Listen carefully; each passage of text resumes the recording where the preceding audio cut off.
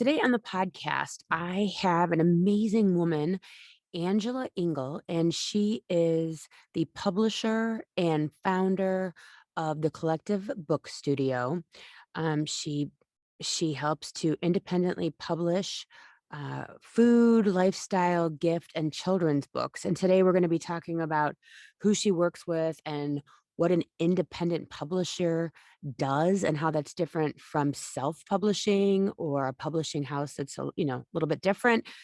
So I hope I'll be along for the ride today to find out. I mean, there's so many women out there, so many people out there that, they just want to write that book. And this is a gal who is making that happen for a ton of people. Hello, everyone. This is Meredith with a Y, and I am your host, Meredith Willits. Today, we are going to go deep, changing lives, and I am giving you the keys to the castle.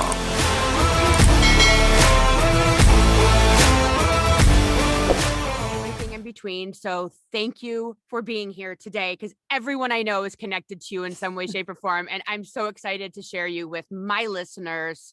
Thank you. I'm really excited, Meredith, to be here as well. So, as everyone knows, I pre-interview everyone. And so I have all my beautiful notes here, and we just completely sidebarred on some great stuff. So you are an independent publishers group, which means what? So yes, I am an independent publishing house. I'm women owned. It's all me. I'm the owner along with my partner, my husband.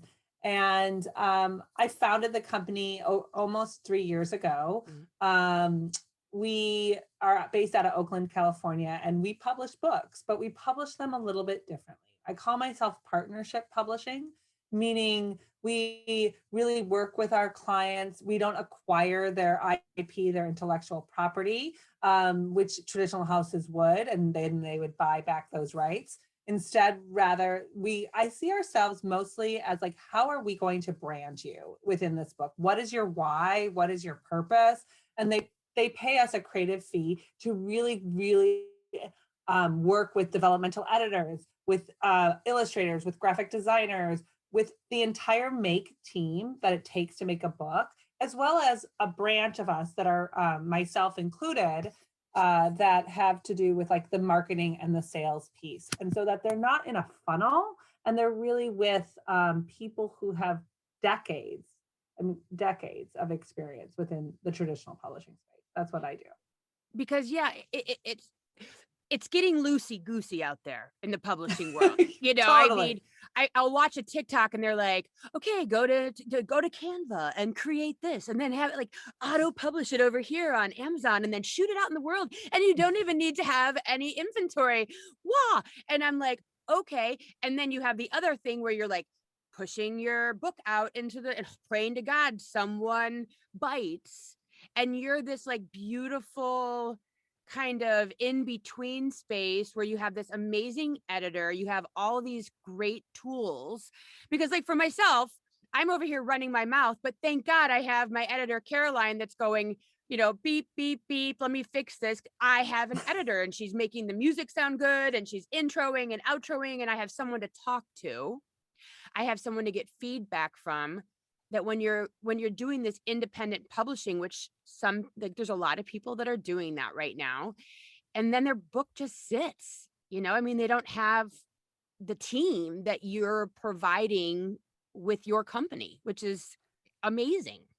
Oh, I always ask people, do you want to be a publisher, or do you want to do what you do best? Right. Okay.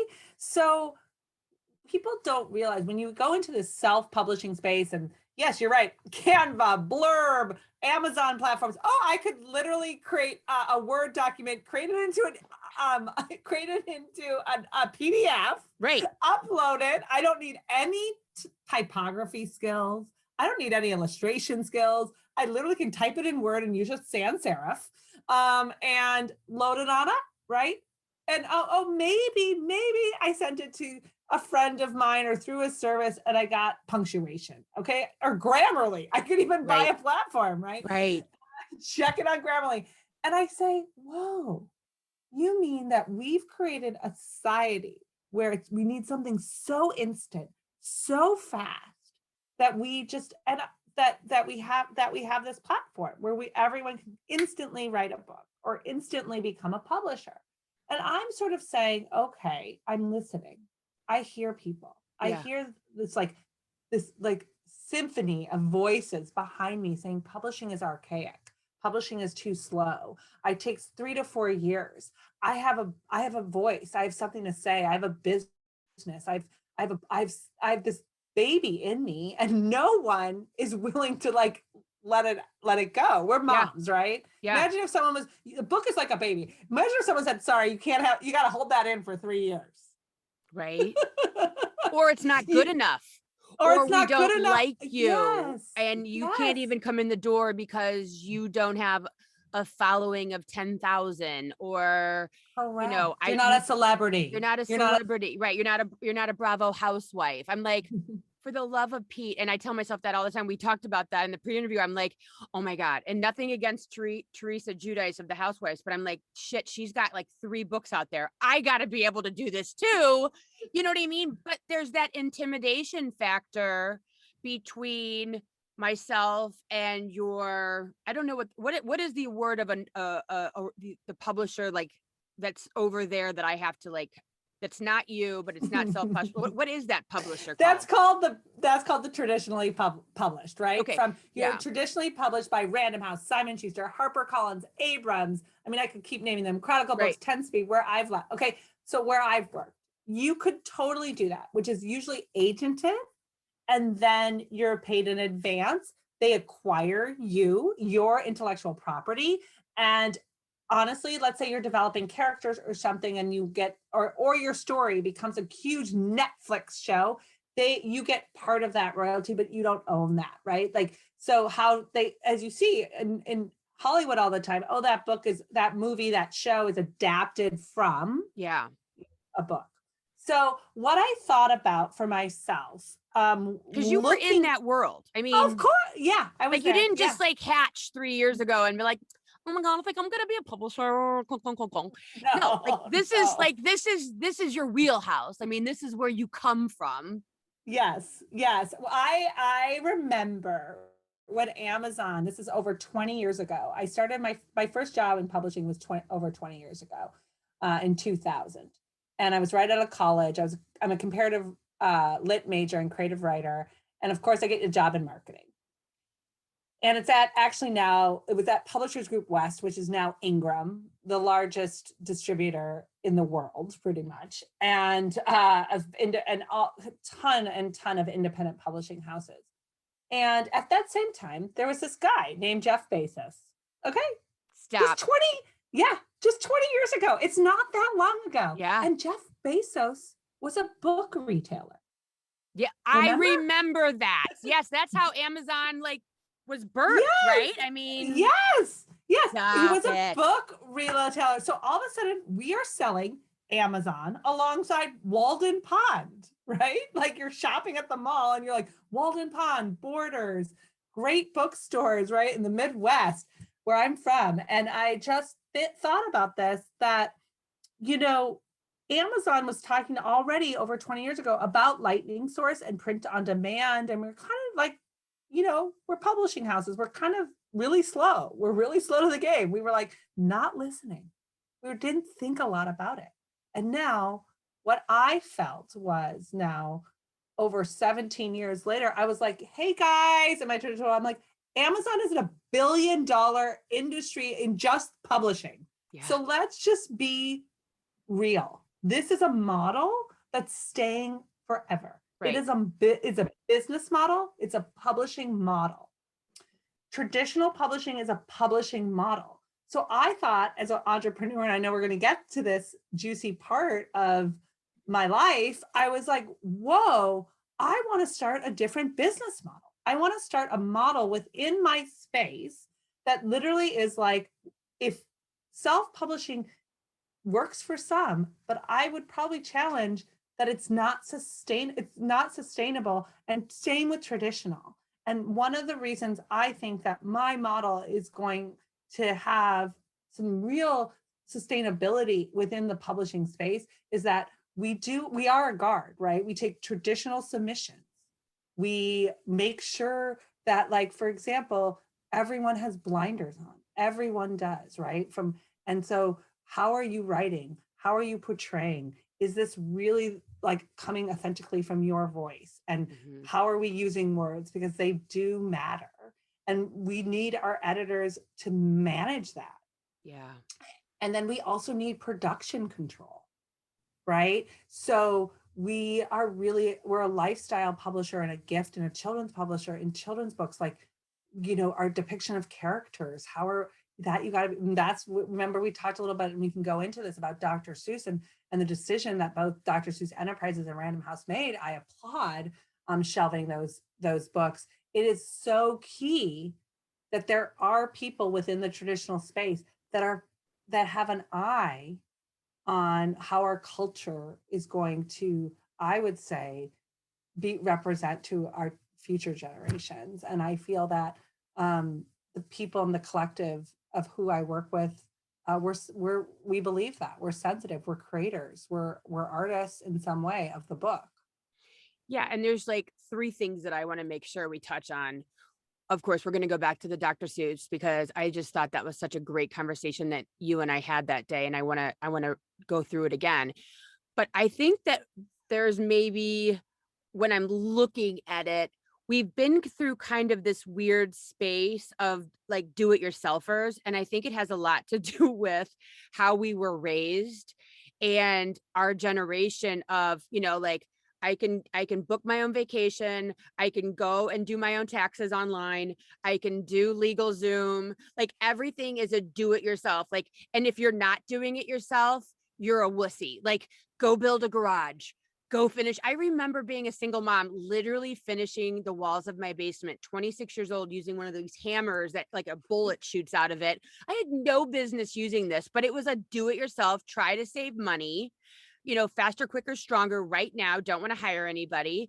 And I think we're kind of moving back out of that, where people are starting to use travel agents again. And we are reaching out and asking professionals to make what it is. I mean, because who wants to birth a book that is a pile of poo, great ideas, great story, but missed the mark because we didn't have anyone to kind of reel us in and show us what a professional does. And that's where I think that we're headed back to, is understanding we don't have to know how to do everything, especially publishing a book. Because as you were saying about the Dr. Seuss piece, when you and I spoke, it was literally, I think, the day of, or when they pulled, what was it, 4 Dr. Seuss books off the shelf. Yeah, I think it was up to 6, Was it I 6? believe. And you were telling me about like, hey, there's a reason that this happened. And of course, right now we're so sensitive to cancel culture. Like, we want everything to live forever. Everything's fine. Like, we're supposed to just be mind through it and know what's right and wrong. But you had made such a great point of, there's a difference between having a book that we study and having a book on a shelf for a kid to read. And I was Correct. like, what just happened to my brain? What did you just do to me? Because you don't think of that. Yeah, no, I mean, I'm a comparative literature major, and that is where we dive into philosophy and literature, and we connect them. That is that degree. And so we compare, right? We can think about, Shakespeare, and we take, Karl Marx, and how do we mash that up, right? Like, that is sort of my discipline. So I think about when people were saying, oh, cancel culture, I go, no, those books have no place. House on Mulberry Street, how it's depicting an Asian man, has no place in a library for a 3-year-old, for a parent to check out, and for a 3-year-old to interpret. Yeah. What that is very different than when you're in a college situation and your brain is developed in a certain way, and you're with a professor, and they're looking at House on Mulberry Street, and they're looking at that time and we're able to have a discussion. And I could argue even high school students, that's the beauty of those courses, right? They teach us to be critical thinkers. So my point to the cancer culture is Dr. Seuss and Random House said it has no place within the trade market anymore. It doesn't mean that the book is out being burned. It just means that from a trade perspective, it is not one. We have to be honest with ourselves that there's parts of Shakespeare that are depicting characters that are racist, right? And that we have to be critical thinkers. And so, but a child in high school can think very critically and in the university system than a 3-year-old. Yeah. And I mean, I heard people all week that because you gave me all of the tools that I was able to have conversations with and sound really super smart. Because they're like, what's the problem? It's you turned out all right. I turned out all right. I read those books. I Oh mean, yeah. and it's like, no, you actually didn't. You actually didn't turn out all right. I actually didn't turn out all right. Like I just finished the whole People of Color series wherein I was fully open to stepping all over myself because I learned so many things that were wrong. And what we're talking about when we do take those books off the shelf and we do go, hey, we don't want to instill this in our children's minds as being okay and normal. We don't want Asian kids to look at that book and go, well, it's okay if I'm depicted this way, because it's not. It's, I mean, I don't know specific, but I'm getting what you're saying is that it's racist. And I don't even think, because I literally was just having a text message war with somebody right now about racism. And it's like, pull yourself up by your bootstraps. I'm like, oh my God, go listen to the podcast. I don't think that we even fully understand how racist we are, even when we don't want to be. Oh, 100%. I mean, like I said, everyone has blinders, and we're all racist and homophobic, and like, let's just be real. Like, I mean, I think about, my own husband, whose culture, I mean, he's from the Middle East, and his grandmother was born in Baghdad, and he is a Jew. Okay. People don't even want to talk about the fact that there are Jews that were born of a Middle Eastern descent, in Iranian, Persian, Iraqi Jews, okay, that are dark. So when we go out, people often, have he's ambiguous, right? Ethnically ambiguous, and so they don't know how to place them. And as a culture, they want to, right? We want to so bad. Yeah. What shelf? What drawer? Where do I put you? So we've been at parties where people have started to speak, Hindi. Like, he's not Indian. Like, it's just ridiculous. People want to. Yeah. And I think that that's the point I have about publishing. Yeah. That we need to be mindful how we depict people, both in our illustrations and in our novels and in our lifestyle. And that is what we're saying now, right? We're seeing this movement. And I have to actually say, I'm in my 40s, my husband's over 50. It is actually our children's generation, my 13-year-old daughter, who's really pushing us forward, right? Like, yeah. So when I'm able to say to my father-in-law, who's 84 years old, who was very upset about Dr. Seuss, and actually, I love that you just said this. He was like, "What did I do wrong with my children?" Right? Like, he was like, it's almost accusatory. Them hearing that is almost accusatory that they chose to let us read these books, and they read these books to us. It's very sensitive.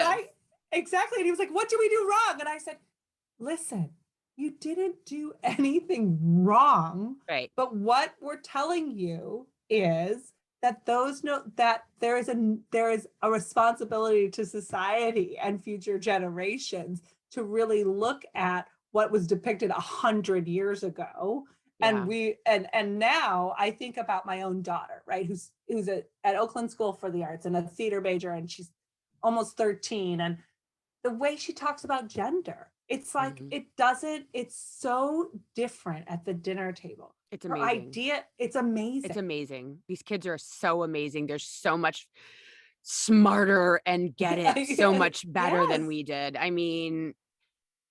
But you know what's funny? As you're talking about this, I'm like, if we depicted women or the Irish or Italians those ways, it would be more impactful. We'd go, well, you shouldn't do that. You shouldn't depict women like that. Well, of course you should. Of course, just because she dressed with a skirt, she shouldn't be raped. But we think nothing of it so often of other races. You know what I mean? It's like, oh, well, what's the big deal? It's a depiction. It's fine. It's just a book. It's like, yeah, but you wouldn't want that for your daughter. You wouldn't want that for your own Irish family to be depicted as alcoholics. I'm Irish, that's why I'm speaking about that. Okay. But yeah, I'm Irish. Yeah.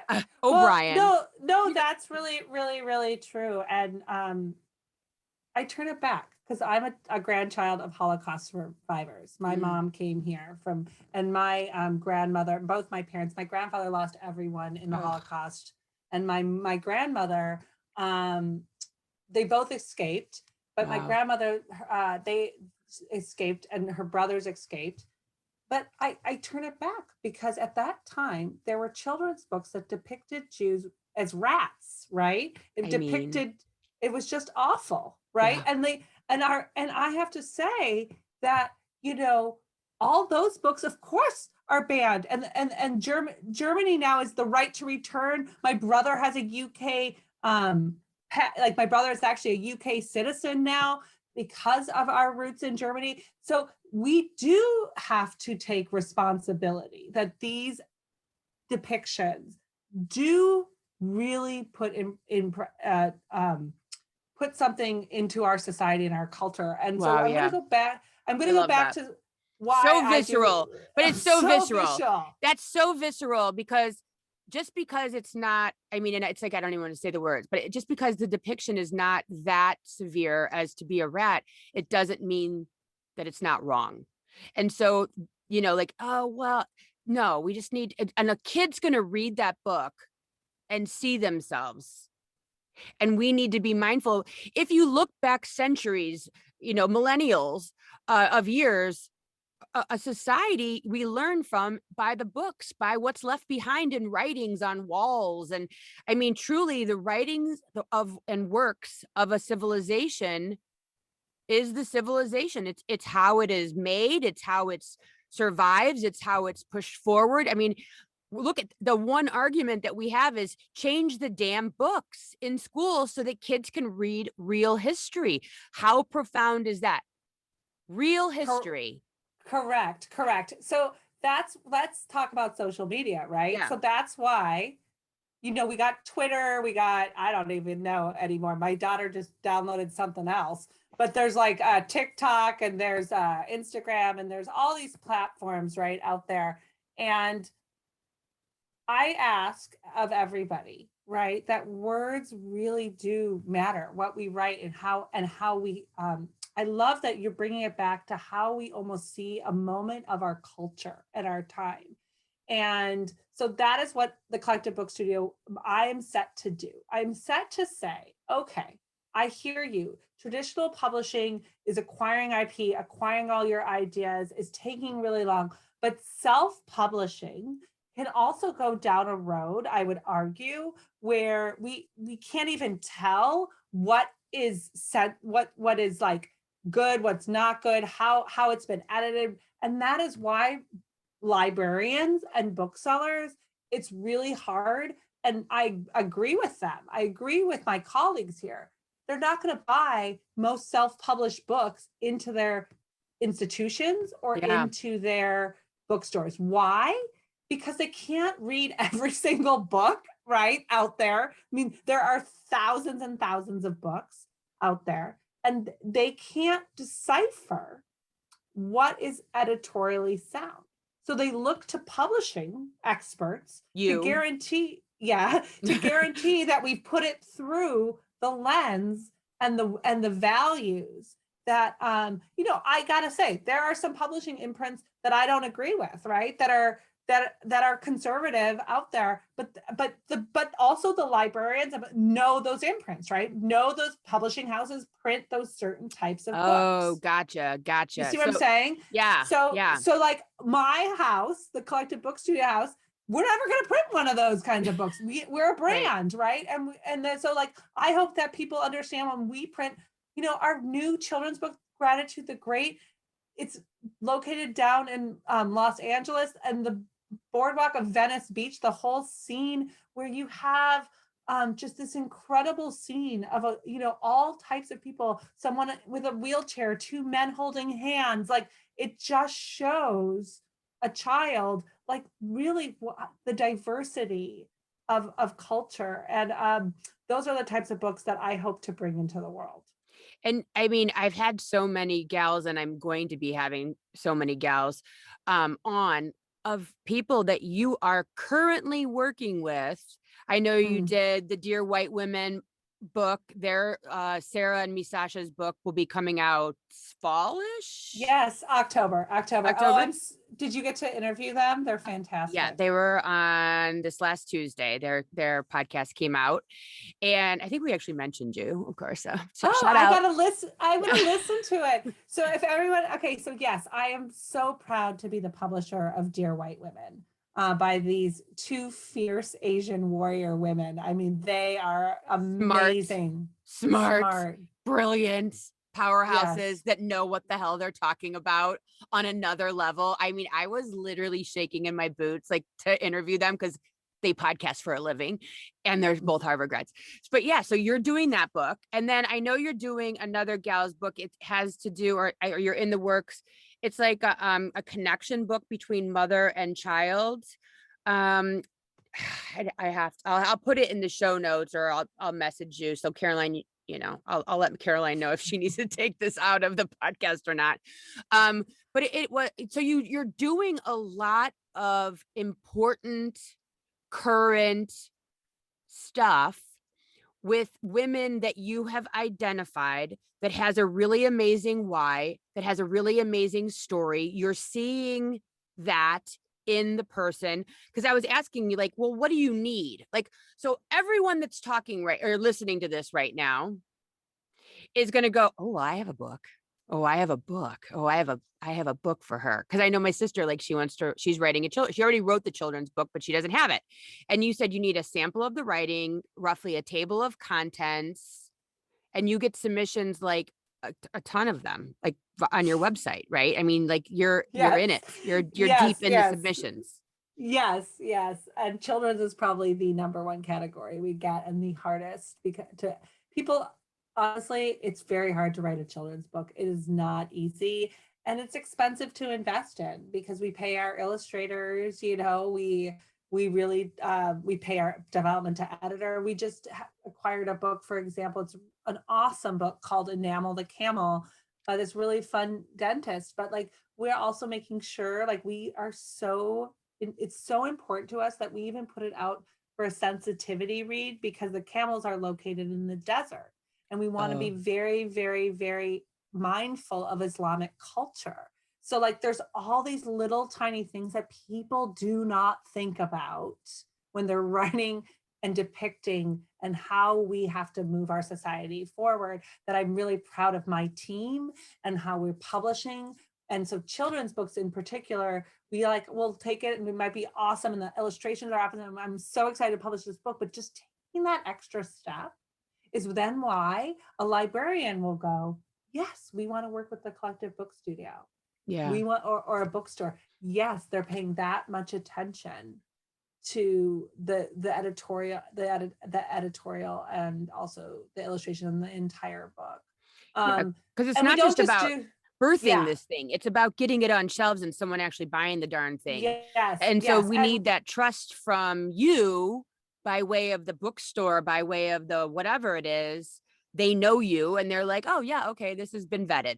This has been vetted by them. So now we can sell it. Totally. And we don't just do children. So children's a small, actually, portion. We do a lot. I love doing parenting. I love doing self-help. I love doing current affairs. We do not do memoir or a novel or any YA. So those I would just, or poetry, like that stuff is just not my genre. I can always refer to great independent publishers as well as some of the larger ones, but really my sweet spot, a career development, things that I know how to sell, that I know how to market is where the client is going to, where our list and the client is going to, we're going to just serve the client best. I think of myself, right? So I'm now in my 40s. I've had a 20 plus career, and career development is actually one of my favorite categories because it's my own personal, every time I read a submission, I go, would I buy this book? Am I Right. that I put myself in there. And I actually have a great book right now on the list written by a man, Bob Lesser, who I was like, we're going to make this book for both male and female entrepreneurs in the way that he speaks. And it's just his whole idea of reaching your peak performance. And he uses athletes, how Hmm. athletes' mind works. And I'm really excited about this book. It's coming out this summer. And I love that I'm able to sort of look at that kind of growth and career development space within our society, and kind of place them on our list correctly, because I do feel that unfortunately that category now has sort of sometimes gone into the self-publishing realm, and I'm Mm-hmm. sort of like, hey guys, like let's bring it back, because I'm the girl in my 20s who read What Color Is Your Parachute. Did you ever read that book? No, I didn't, but you did mention it. I have it on my list of notes. You have What Color Is Your Parachute, and also You Need to Hire Me. You mentioned both of those, and I wrote them down. So uh, what's with these two books? Tell everyone. Well, so What Color Is Your Parachute? It's like, really, I have no idea when it was published, probably like in the 80s. I have no Right? idea, or the 90s when it first came out by Rick Bowles. It sold like over 9 million plus copies. Anyways, it's been in like 100 million different revisions, right? Like this is this year's edition or whatever it is. But I read it when I was in my 20s in publishing, and I and some color. I should go drag it out of my bookshelf. I'm probably purple because, as you know, I love purple. Right. So so they divide you, and you're a color. Okay, you're a color of a parachute. Imagine this big rainbow parachute, and you're this color, and you gotta kind of embrace your color. Like, and if you can embrace your color, what color is your parachute? You will then figure out how then we move into our career lives within that space. So like there are some people who are introverts. I'm not happen not to be an introvert, but like, so they're, what maybe satisfies them in their career is so different than what would satisfy somebody like me, right? Mm-hmm. Who's extremely extroverted, who like is craving people. Like, look, I'm like, oh my God, I'm on a podcast in the time of a pandemic and I can see you, but and talk to you. Like, that's a very extroverted feeling. And so entrepreneurship is something I think I was born to do, right? It's part of my parachute, but that book changed my life. And when I first started networking, I only talked to traditional people in the traditional space. And I got one person saying to me, hey, Angela, you've spent so much time at Chronicle Books and you're so talented in visual books. We do art books. We've done a beautiful art book, full style food and wine. Why are you going to go into this career development? I think you should just like throw that category out the window and just focus on like the big, beautiful, colored full books. And I said, I can't. I can't because when I read What Colors Your Parachute, I turned it over and I looked at who published the book and I wrote the publisher a letter. And the owner called me and he said, Angela, why don't you come in?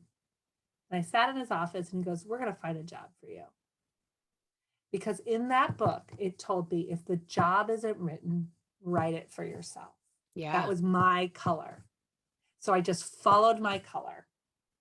And so read the book because I'd be curious what your color is, Meredith, and it will tell you, where you kind of want to kind of go. And it was so I think for myself, one of my goals is to find the more modern, the more up to date, what color is your parachute. So I'll keep trying to find career development books.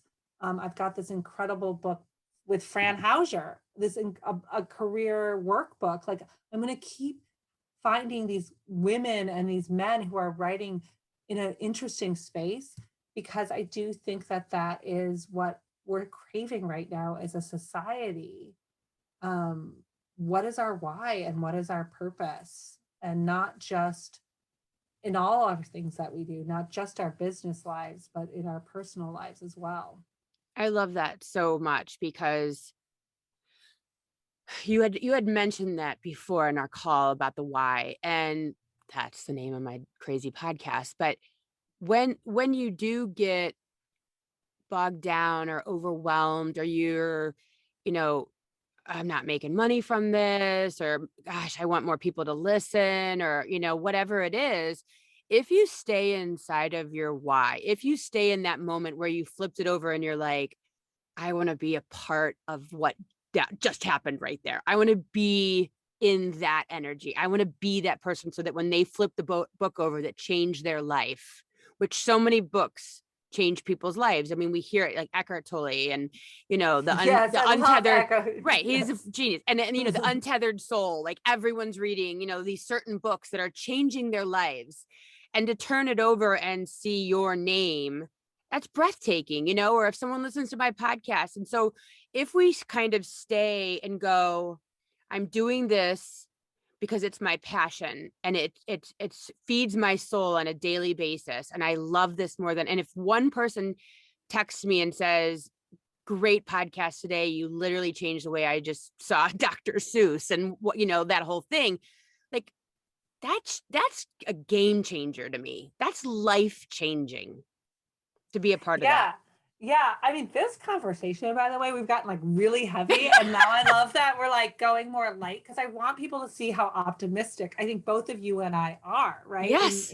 In our lives. And, life is tough and hard and challenging. But when you surround yourself with people that can help propel you forward with an optimist mindset, I really think we can change the world. Like, I do believe that. Like, I do. I totally do. And so what I think is this: you could go solo on your book, right? or you recommend could it. or surround yourself with your people, your cheering squad, your megaphone, right? So like, that's what I've created. Like, you're going to get a team where, it's hard some days, and you're going to be able to check in and go, hey, how are you guys seeing this? Or can we maybe think about this other angle? And oh my God, Angela, you just called me. I'm now a speaker at Salesforce. Like, whatever it is, like, you have somebody who's in your court. Yeah, because writing a book is lonely. If anyone out there's ever tried it, it is lonely, and you will literally clean your, toilet with a toothbrush instead of doing it some days. And to have a team rooting for you and telling you that you're awesome and that you're doing well on those lonely days when you're typing away, that is a game changer. Like, that is monumental to have a team, and a team to go, we need to change page 42. Like, we need to reel that in a little. You went a little left to center, which, I can see you making that call to me. Let's like, come on, your tone's a little off, or you like really were up all night or something. Right. So Meredith, you're writing a book, right? I have 4. I have one that's, I have one that's, I think I'm 50,000 words in. And then I have the other one that I've got my entire outline done. So it's like 10 chapters, and yeah, I need to get to the lake house and just have everyone leave me alone. Cause like I told you, I will literally do anything but sit there. And then the distraction, like, that's the thing about writing a book, is you got to be in it. And once you get in it, you could sit there for 8 hours, but as soon as someone, mom, or husband or wife or dinner or laundry, it can be a distraction. So to have a team, when you have something that you want to get out into the world, I mean, to have that team be able to help you and mold you and hone you and let you know that you're not going to be out there with the wolves of the world reading your book without it being, eyeballed by a professional, that's a game changer. And I love that you're doing this. I think it's so amazing. And I know there's so many women that I'm actually interviewing for this podcast that you are putting their work out in the world, and these women are game changers. So thank you. Yeah, I mean, yeah. seriously. Well, I want to know I want to know more about your book and how I can help. But like, also don't forget, I'm all about getting your book out into the world, Yeah. not just on an online platform. Right. So remind me where you live. I'm in Chicago, where you have they actually make their books here, don't they? In Chicago at Yeah, the yes, we have our distributor, which is distributor. That's it. yeah, our independent publishers group. They're our distributor. They also own Chicago Review Press. So right there in Chicago, I love Chicago. Yeah. I want to come visit. Okay, so you're in Chicago, great town. Yeah. I think for me, I think that I'm so motivated by women and their story. I think that is in so many ways our time. I think you and I talked a little bit about this, but I have 3 girls. Mm-hmm. One's 7th grade, the other is she's 9, she's in 3rd grade, and then I have a 5-year-old. And I just want them to know that it is possible to just, not just dream, but to actually go get your dream. To get there. To get there. Yeah, it's a game changer. And, as you're talking about, having our girls and one thing I have learned through this podcast, because within the pre-interview, like sometimes it starts off and I'm talking to a person and it's just kind of like gray. And then all of a sudden they say one thing and I'm like, that's it. That's the story. That's what's so cool about, you know what I mean? And I have learned it because I have talked to every single person that has signed up to do the pre-interview. And then, every person that I have spoken to has a story, and they have a story to share with the world. And it just matters if you wait a minute and you listen and you take the time to care about a person, to bring them that safe space to be vulnerable. They have something amazing to share with the world that will change people's lives who get to listen to it. I mean, I just talked to a woman yesterday. I should actually connect you with her. The most amazing woman. She's in Cleveland. I'm going to interview her for the podcast. She has this company, a yada, yada. She's been all over the world. Crazy. And I'm listening to her talk to me, and I'm like walking downstairs to put my gym shoes on so I can go for a walk. And I'm just, every time I get off the phone with these people, I'm like, telling my husband, I'm like, these people, everyone has an amazing story if we're just vulnerable enough to tell it and we're just open enough to listen to it. And I'm just awesome. I mean, and that's like the gift you have creating this podcast. I can just tell how passionate you are.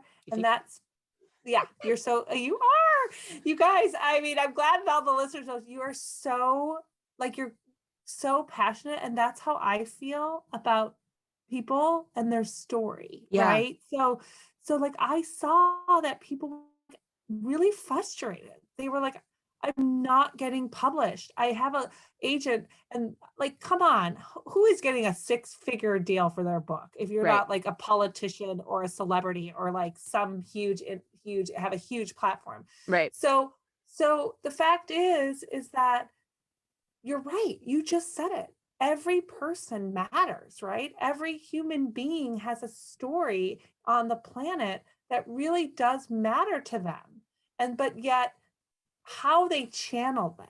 Yep.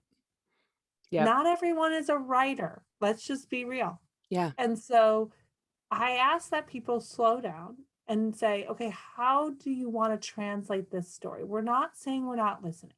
We're not saying you're not good. We're just asking what is your why and what is your purpose for this book?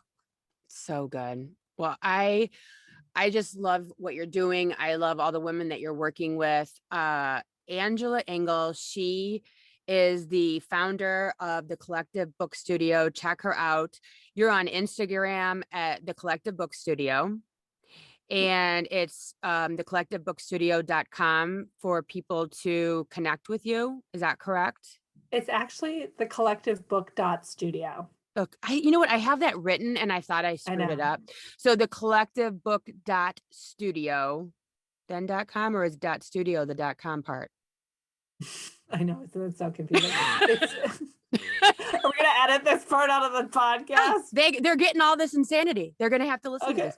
But so it's thecollectivebook.studio. That's it. And then they find you. Yes. And then they end up on your doorstep, and then they give you their sample of writing and their table of contents, and they put it all out there, and then we go from there. But I mean, this is monumental. This is the way the world is going for publishing if we're going to do it the right way. And so people can look back on 2020 and 2021 and this whole life and go, they weren't complete idiots. They didn't self-publish everything and just put God knows what out into the world. They had people like you to censor the insanity. So thank you for sharing your story and your company and your wisdom on pulling books off of shelves. And it's not cancel culture. It's just the way it has to be. And I thank you for sharing everything today. And thank you for bringing so many amazing women and men's voices to be heard and read throughout the world, and getting us people on shelves instead of just floating around in Amazonville and never getting read. So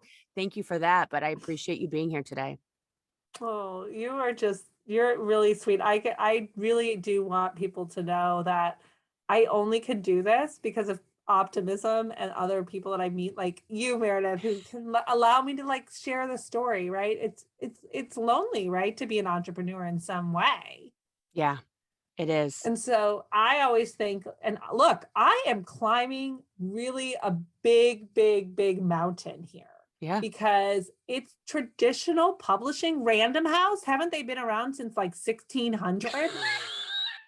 Is that even legal? Is that legal?